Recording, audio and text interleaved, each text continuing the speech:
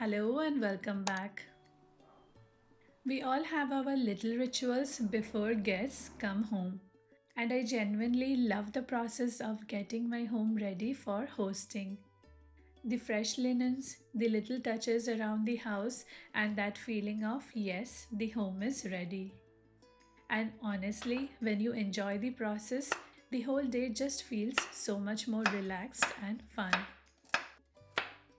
Every good hosting day starts early, and for me, that means getting into the kitchen before it gets busy. The first thing on my list today was to prep the veggies for Pav Bhaji. So I roughly chopped whatever vegetables I had on hand, some carrots, potatoes, broccoli, cauliflower, nothing fancy, just fresh and simple. Into the instant pot they went along with 1 cup of water, basic spices and 2 tablespoons of Pav Bhaji masala and set it to pressure cook for around 10 minutes. And today I am sharing the small but meaningful things that I always do to get my home feeling its best before guests arrive. Starting with the cushions. Whenever I get a chance and the sun is out, I love to air my cushions out for a bit. It fluffs them right up and instantly freshens them. And while we are talking about first impressions, I truly believe that first thing people notice when they walk into your home is the smell. Before they even look around, they feel the space through its scent. So I always make sure my home smells warm and welcoming. And here is a little tip I have shared before, but it's worth repeating. Whenever I change my cushion covers, I add a few drops of essential oil onto a cotton pad and just tuck it inside the cover. So when someone sits on the sofa, there is this very subtle, mild fragrance that comes through. Nothing overpowering, just soft and really relaxing. It's such a small thing, but it makes a big difference. We all love a good Indian food, but we also know that all that beautiful cooking can leave its mark on our fabrics. The sofas, the curtains, the dining chairs, they absorb everything and sometimes you just need a little refresh. So here is what I do. I make my own fabric refresher right at home. Just take a spray bottle and add 1 or 2 tablespoons of your laundry scent boosters, fill it up with water and shake it well until it fully dissolves. That's it. Then I go around the common areas, a little spritz over everything, and honestly, the whole space smells instantly lifted and fresh. It's so simple but such a game changer, especially before guests arrive. No, you and me were poor as dirt. All we had was time. Back into the kitchen now and moving on to the next dish, corn pinwheels. A lot of you asked me last time when I shared this recipe how I cut the corn because it can be quite tough. So here is my little desi jugaad. I just place my knife on the corn and bang it down with a rolling pin. Works like a charm every time. And then it goes straight into the steamer for about 10 minutes. While that's getting done, I soak some saffron strands for the dessert that I am preparing later. Searching for something that ain't lost. Have we got our lines crossed? We're wasting time on stuff that doesn't really matter. And there is something little exciting today. I am trying a brand new flower arrangement for the dining table that I have never done before. I got these floral foam brick and I'm just letting it sit and absorb water naturally so it can hold moisture and keep the flowers fresh and beautiful for longer.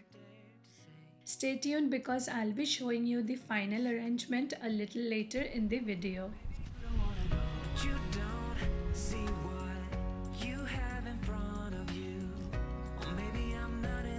Next I move to the entryway because before anyone even steps fully inside, this is the very first thing they see. It sets the tone for our entire home. So I always make sure to give it a quick tidy, wipe down the console table, And today I swapped out the old flowers for some fresh natural ones. And it instantly added life, a beautiful subtle aroma to the space. As a young girl, it feels were mine. We played. This is our formal living room.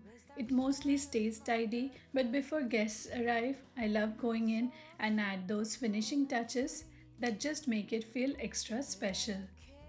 A quick wipe down of the coffee table, a candle lit, turning on the essential oil diffuser, and then just opening the windows a little to let in that fresh air. And instantly it transforms the energy of the room, light, fresh, and welcoming.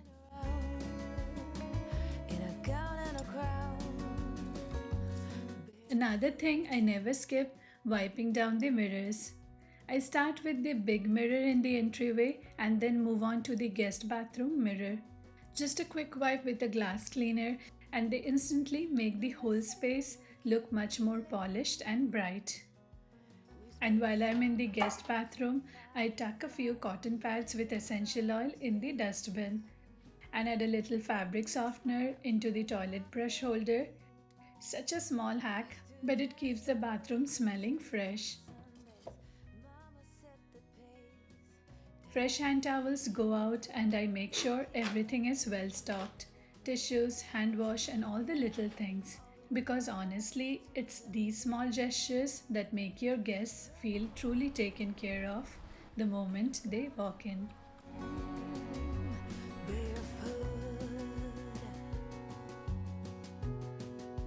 With the home feeling fresh and ready, it was almost afternoon and time to get back into the kitchen and bring all the dishes together. I had boiled some potatoes in the morning, so I mashed them nicely with a potato masher for our Aloo Tikki. Aloo Tikki is honestly one of those timeless crowd pleasers that belong on every hosting menu, and the best part, you can prep them a day ahead, freeze them, and dress them up with so many different toppings and variations. Perfect for last minute gatherings too. Now here is something I always do to add that authentic chaat style flavor to the tikkis. I dry roast some coriander and cumin seeds for a minute or two and then roughly grind them in the mortar and pestle. You don't need a fine powder, just a rough rustic grind is perfect. It adds the most beautiful depth to the tikkis. So the spice blend went in along with basic spices, black salt, chaat masala and 2 tablespoons of corn flour to bind everything together. Full stop.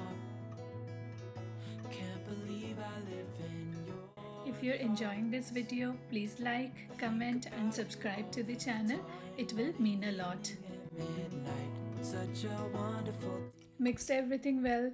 Shape them into small round tikkis, spraying a little oil, and then I just cover them with a clean wrap and pop them in the fridge for a few hours to set properly before frying them the traditional way. You can air fry them as well.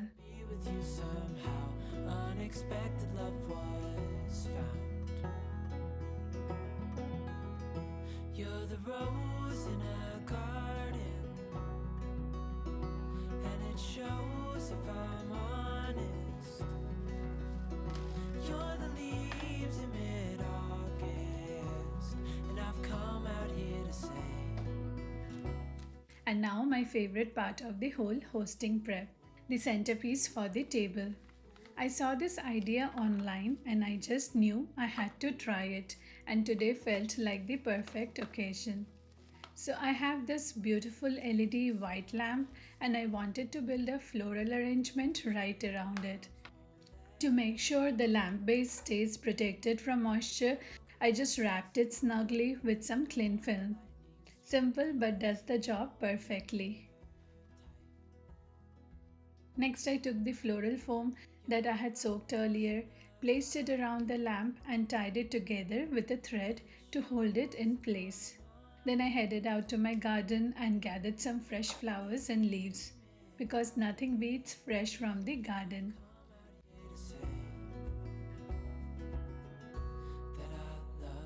I started with the leaves first to create a lush green base and background, and one by one I started placing the flowers in.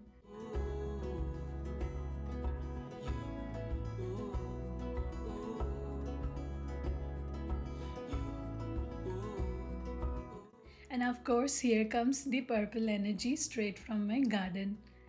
And right in the center, a beautiful white rose from my garden too. Now, I'll be honest, I wish I could have spent more time perfecting the arrangement, but I was running a little behind the schedule and the kitchen was calling. Definitely doing better next time. But for today, I think it came together beautifully.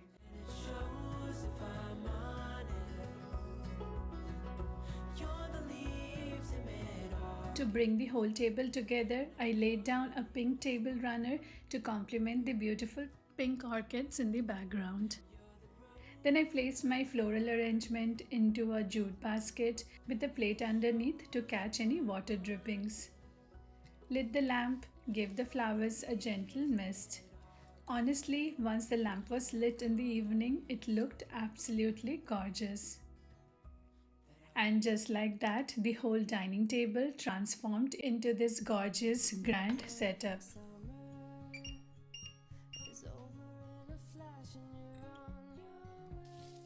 With the home all set and ready, it was time to get back into the kitchen and bring our menu together.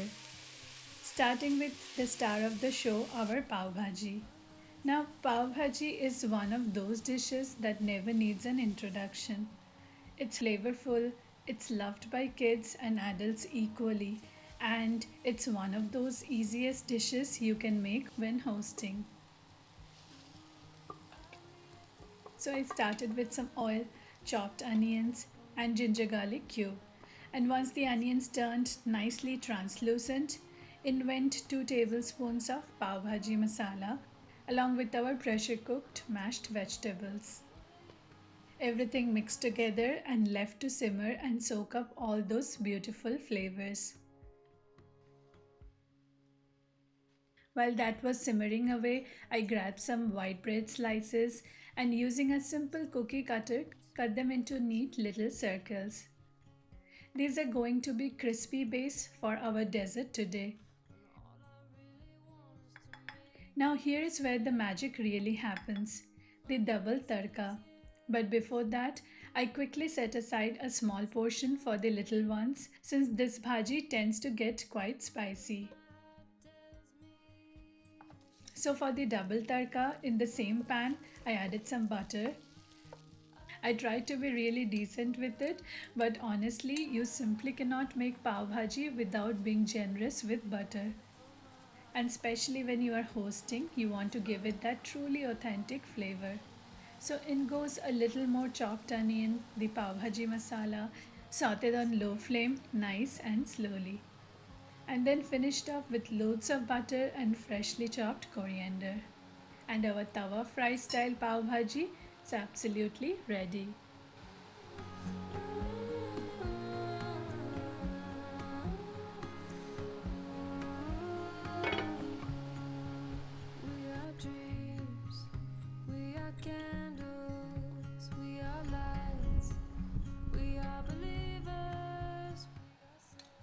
And simultaneously, our dessert was coming together too. Those little bread circles that I cut out earlier are going straight into the pan, fried in ghee until they are perfectly golden and crisp, just like you would for shahi tukra. For the topping, I'm using whipped cream that I prepared the night before and stored in the fridge, made from full double cream whipped in the stand mixer. To that, I added some soaked saffron and around 3/4 of a cup of my homemade badam milk premix.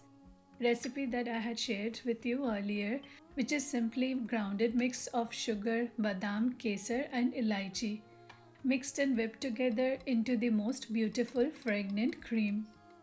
And I'll do the assembly and plate these Kesar Malai Crisp at the end before the guests arrive so the crispiness of the base stays perfectly intact.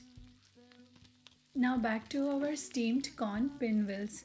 I just sauteed them in some butter, adding chili flakes, roasted cumin powder, chili powder, chaat masala, black salt, and fresh coriander, and giving everything a nice, gorgeous toss until every piece is beautifully coated. For serving, added these wooden skewers, topped them with some freshly chopped coriander, and plated them. And just look at that, our buttery corn pinwheel bites are ready. Simple, stunning, and absolutely delicious.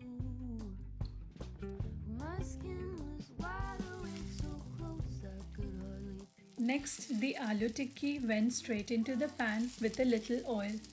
The key here is to keep the flame low and be patient. Press them gently with the spatula and let them get perfectly golden and crisp from both sides. Low and slow is the secret to that beautiful crunch.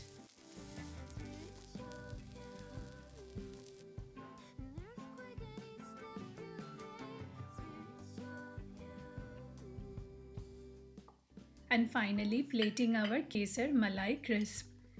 I took this beautiful serving plate, arranged all our crispy bread circles around it, and then generously topped each one with our gorgeous saffron whipped cream that we prepared earlier.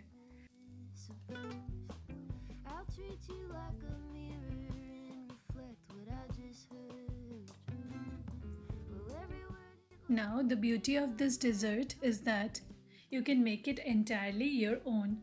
Swap the whipped cream for rubbery, custard, or whatever you love. I had freshly whipped cream at home, so that's what I went with today.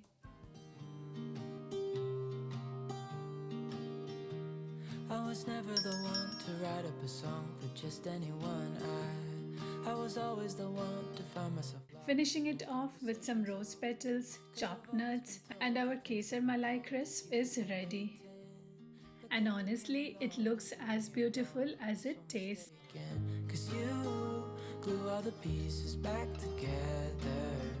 Yeah, And finally, the aloo tikkis are plated up, topped with freshly chopped coriander and a generous sprinkle of chaat masala. Absolutely tempting and impossible to resist.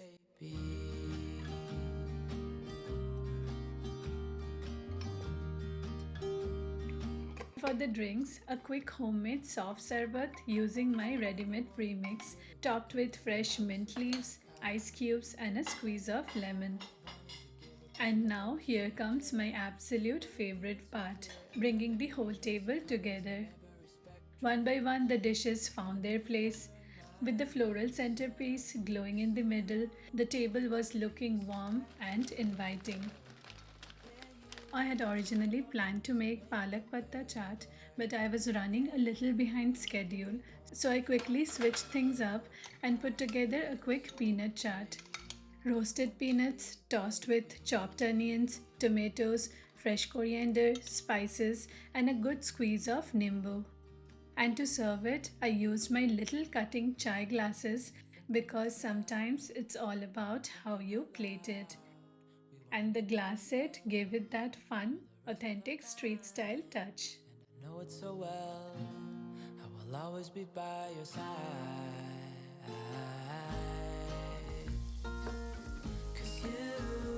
And finally, the pav was getting ready. I added a generous knob of butter to the pan, little Pav Bhaji masala, and a spoonful of our spicy bhaji. I feel so free, oh my sweet baby.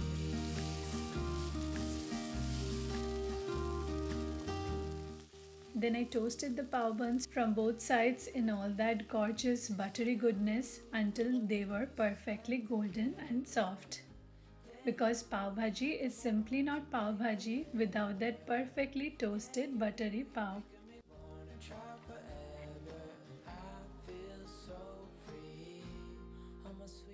And just like that, one by one, everything found its place on the table.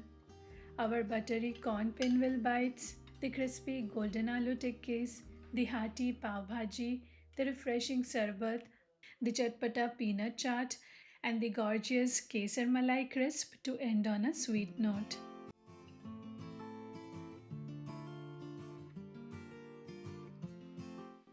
I hope you enjoyed watching this video as much as I enjoyed putting this whole spread together. The cooking, the home prep, and all of it. If you try any of these dishes or tips, do let me know in the comments. I would absolutely love to hear from you. If you enjoyed watching the video, please like, comment, subscribe to the channel, and I will see you in the next one. Till then, take care. Bye bye. Happy homemaking.